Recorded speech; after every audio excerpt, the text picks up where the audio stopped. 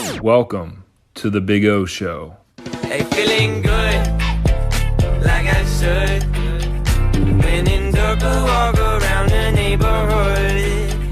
Feeling blessed, never stressed. Got that sunshine on my Sunday best. Yeah. Hello and welcome back to the Big O Show podcast. I'm your host, as always, Ryan Anka. This week is a very special episode as I am joined by Miss Sarah Cowart. Now, how I know Sarah, she was my academic advisor at the University of South Alabama and has also worked at Penn State and recently has started her own business venture with Sideline Confessions. Sarah, how are you doing? I'm doing well, Ryan. Thanks for having me. Absolutely. So tell me a little bit about Sideline Confessions. Yeah. So you just shared, we met when you were a student athlete at the University of South Alabama, and I was your athletic counselor there, and also went on to be an athletic counselor at Penn State.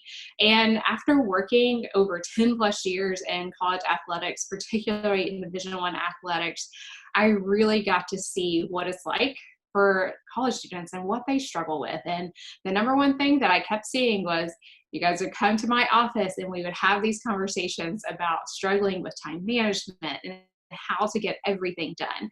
And I just kind of thought there's got to be a better way for us to really meet in the middle to figure all this stuff out. And then the more conversations I had with college students, the more I realized you guys actually struggled a lot with how to get to that point of playing Division I sports.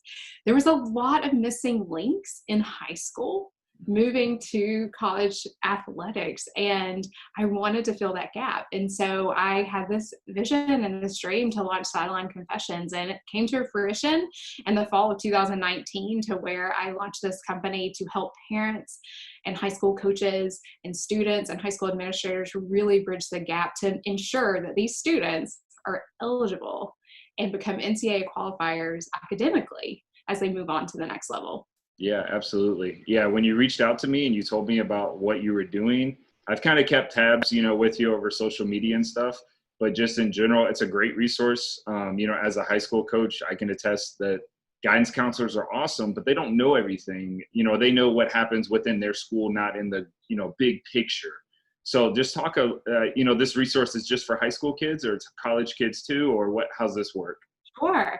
Yeah. So we are a academic coaching firm all together. So we do help. I actually am based in Auburn, Alabama.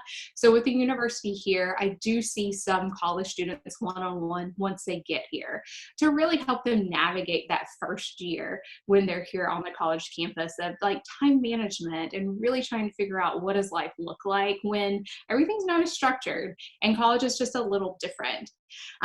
But what we really are focusing right now, especially with everything that's going on in the world, we just want to make sure that we have high school students who don't fall through the cracks. Just like you said, our high school counselors are amazing, but when it comes down to it, a lot of our high school counselors are responsible for thousands of kids. And when they're having to manage all of that with everything that's going on, and the NCAA is rules and regulations are changing, things are being updated. It's really hard for us to make sure that we're keeping tabs on everybody and everything that's going on. So having one resource in one place is a really great option for these high school students. And that's kind of where I come in to make sure we can bridge the gap for those students, parents, and high school counselors. Yeah. And for those that don't know, when does this process really begin for a high school student athlete?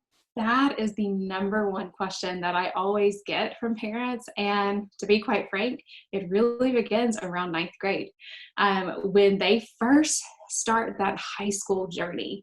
Because we know students always have big dreams and they want to play sports at the collegiate level, but we want them to start early. And the reason is we want them to get on the right foot. Those dreams could change. They can actually change the sport they want to play in college, but we want to make sure they're off on the right foot. And that's why we want to get them started early in ninth grade. Absolutely. So you talked a little bit about, why you got into this. You're trying to bridge that gap that you noticed.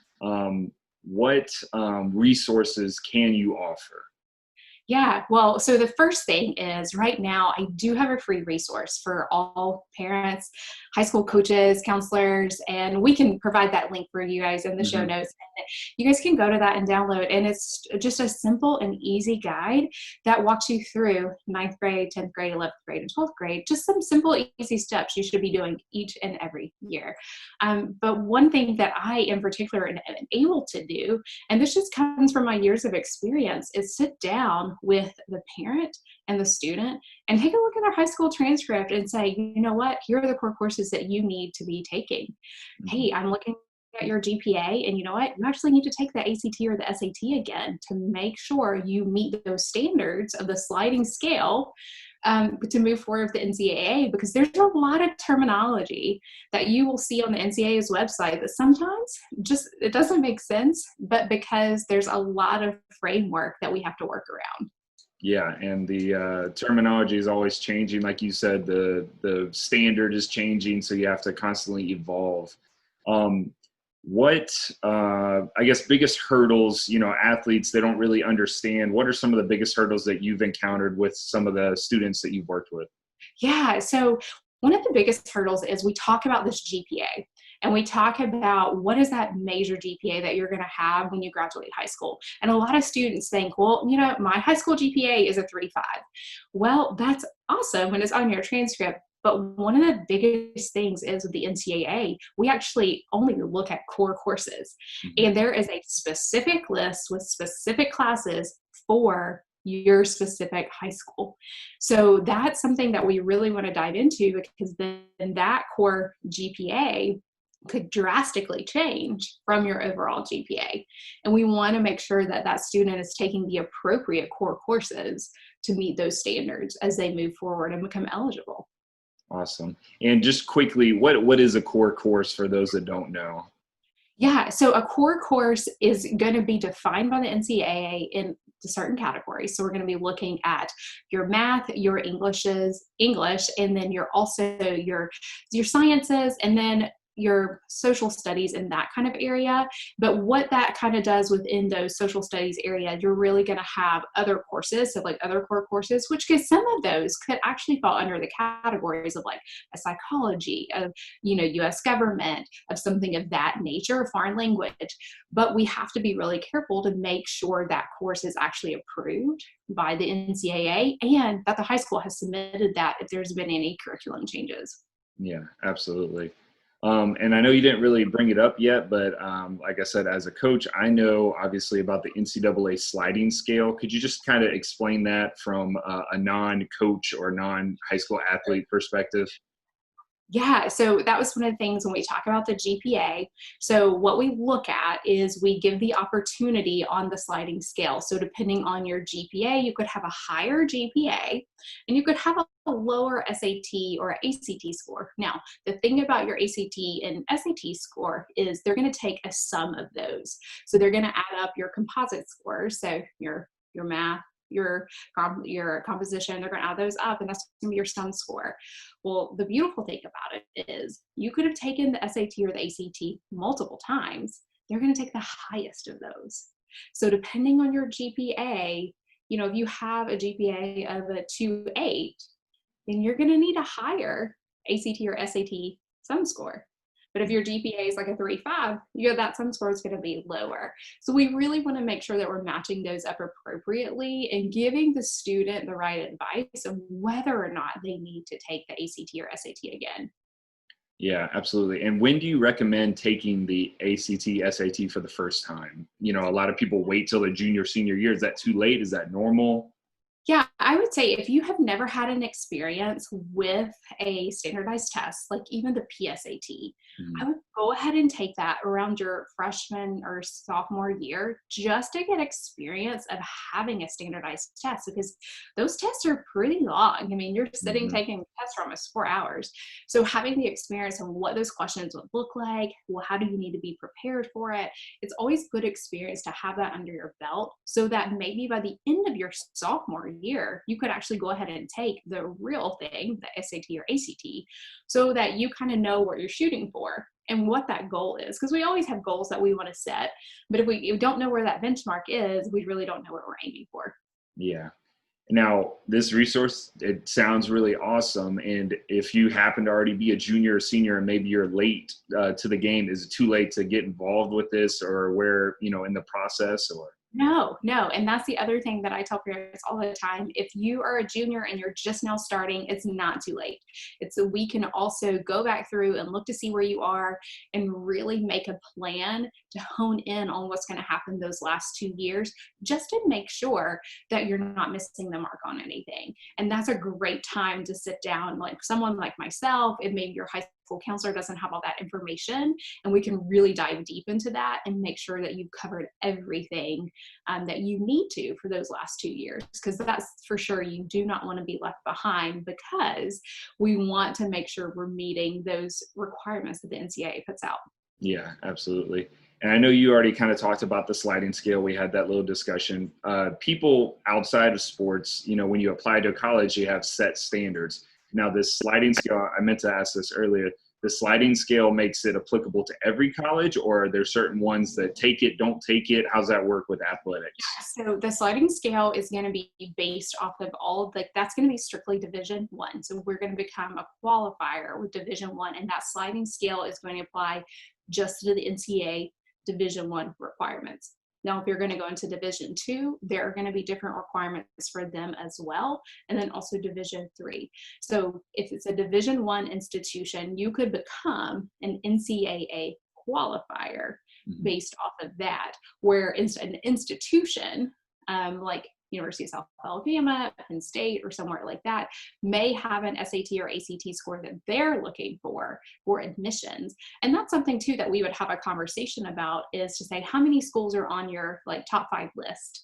And then we would say, what are those requirements as well, so that we know what we're looking for in admissions. Yeah. So a common misconception I get with some of my athletes or other people I talk to is that if you just graduate, you can go somewhere, maybe a junior college or something like that. But this resource in general and what you can provide would help with all levels of, football with the NCAA, correct? Or other sports in general. Yeah. And so what this is going to be, and you just kind of said a little bit too about the resource. So the free resource really outlines specifically like NCAA eligibility, and it really starts through that Division I. And then what we're going to do from there is we're actually going to launch an online course here at the end of the month of August. And what I'm going to be able to do for parents and coaches, students, whoever enrolls in this online course, is we are going to walk step by step through that moment, say freshman year, of like, hey, I want to play college sports, to when you sign that national letter of intent, when you commit to that institution of where that you are going, and everything in between. Because you are right, you could start off saying, I'm going to play at a Division I institution, but then you find a Division II institution you fall in love with. That's totally okay. We want you to pursue that dream, but we also want to make sure that you're prepared for every level of play, whether it's a junior college, a Division I, a Division II, or NAIA school. And this resource with this online course is going to be something that every parent can follow, because it's going to be laid out step by step for that parent. Yeah. So this resource is not affiliated with any high school or anything. It kind of puts the ball in the court of the parents and the athlete, correct? Yeah. So this is not affiliated with the NCAA, any high schools, or any organizations. This is something just from my experience that I've had meeting with multiple parents, being with coaches in recruiting. As you can imagine, you were kind of there with junior day and everything else. I sat with tons and tons of parents and students over the years and found out just those things that they missed or things that they didn't know. And it's time for us to bridge that gap. It's time for us to get that information out in an easy and effective way, where parents are going to be able to log in on an online platform, because I can't be everywhere, normally. And right now, I truly can't be everywhere to share this information and present it to, team meetings and whatnot. So it's a great way for parents to hop online at the comfort of your own home and follow step by step. And then we'll have an online community within Facebook where they can ask questions and get some one-on-one coaching as well from myself. Yeah, that sounds awesome. I love this. Like I said, as a coach, as a former athlete, I wish there was something like this years ago. I know there's like recruiting sites and things like that, but it's not individualized. It's kind of cookie cutter. This is what you do. They don't actually take time to talk to you. it's kind of an additional resource for a coach or for an athlete in general. I love the idea. Yeah, no, and that's exactly what we're looking for, is to find those individual needs, because again, you just said that every student is different. And you could kind of attest to that too when you guys kind of came in my office as student athletes. Your academic plans were different. And so that kind of held true to when you were going through high school as well. And we want to make sure, and I want to make sure, that every student is taken care of, that we answer those questions so that no one's left in the dark, that no one has to have that conversation with a coach or an academic advisor when they head on campus for an official visit or unofficial visit, to where, hey, you know what, you're actually not going to be a qualifier, or we're going to have to make some tough decisions. Like, that shouldn't be a conversation that any student should have to go through. And I want to make sure that we really take care of that and provide them everything that they need in the meantime. Yeah, absolutely. Now, how do people get access to this free resource? You talked about the course launching at the end of August. Tell us a little bit about the actual specifics of how they can get their hands on this stuff. Sure. Yeah, so we're easy to find over on Instagram. So at Sideline Confessions, super easy. You can follow us there. And then in the link in our bio, you can head there and download that free resource.